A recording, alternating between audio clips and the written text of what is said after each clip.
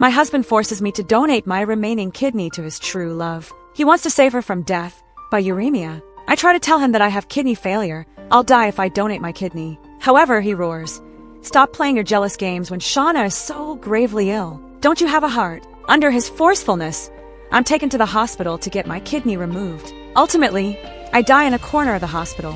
I lay on an icy operating table and waited in despair for death to take me. Meanwhile, my husband, Arthur Roth, waited outside Shauna Green's operating theater. I had tubes plugged into my body, and the beeping of the instruments around me made me feel like bells were chiming. They were telling me it was time to leave. As my ECG turned into a straight line, news of Shauna's surgery being a success came from the other operating theater. The light outside the operating theater went off, and my eyes shut forever. To my surprise, I appeared by Arthur's side in the form of a soul. Perhaps it was because I had been left with overwhelming resentment when I died. I watched as he held Shauna in his arms, his eyes red with agitation now that she'd escaped death.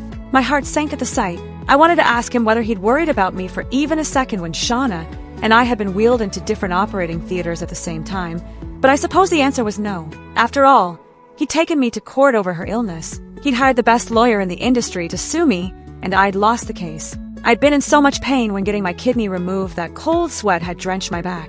I called Arthur and pleaded, "I'm sorry, honey. Please don't take my kidney. It really hurts, and I feel like I'm going to die." I'd never adopted such a soft stance with Arthur before, and thought there was a chance he would let me off the hook if I were to admit defeat and take the blame for things I'd never done. We'd been together for 5 years, and I thought that would have meant something. However, he'd merely laughed cruelly over the phone. "Admitting your mistakes is what is expected of you, and saving Shauna's life is your punishment. Don't even think about getting away with this, and don't think you don't have to apologize to her since you're giving her your kidney. Think about all the things you've done to hurt her over the years. I'll get even with you for that once she's better.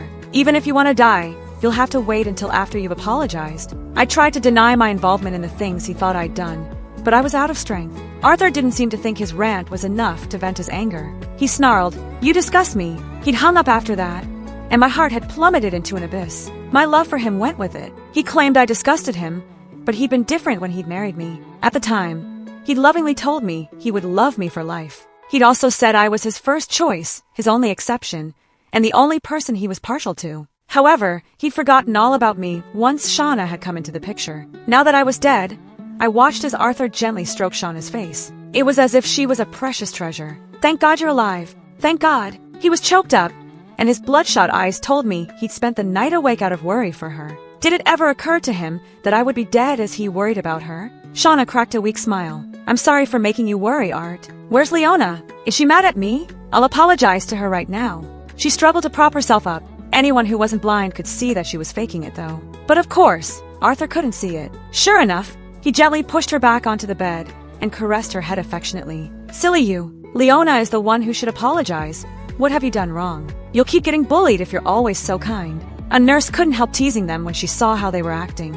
"You two are such a loving couple." She turned to Shauna. "Your husband waited in the corridor throughout the night during your surgery. He didn't step away even once." Shauna blushed shyly. Arthur stiffened for a split second, but didn't correct the misunderstanding. Just then, the nurse sighed and said, "The patient who was in the operating theater beside yours wasn't as lucky as you, though. She was alone when she was brought here, and none of her family members have come to collect her body. She's such a poor thing." After a brief silence, Arthur also sighed. "That really is pitiful." My gaze dimmed, and I smiled self-deprecatingly. Shauna was all he could see and think about. How could he possibly remember my existence? The conversation stopped there. Arthur and the nurse wheeled Shauna to her ward together. As they passed by the operating theater where my body was, he faltered and glanced inside. My body was still on the operating table. However, my feet faced the door, so no one could see my face. Still, if Arthur were to take a closer look, he would see the scar on my ankle. I'd gotten it when saving him in the past.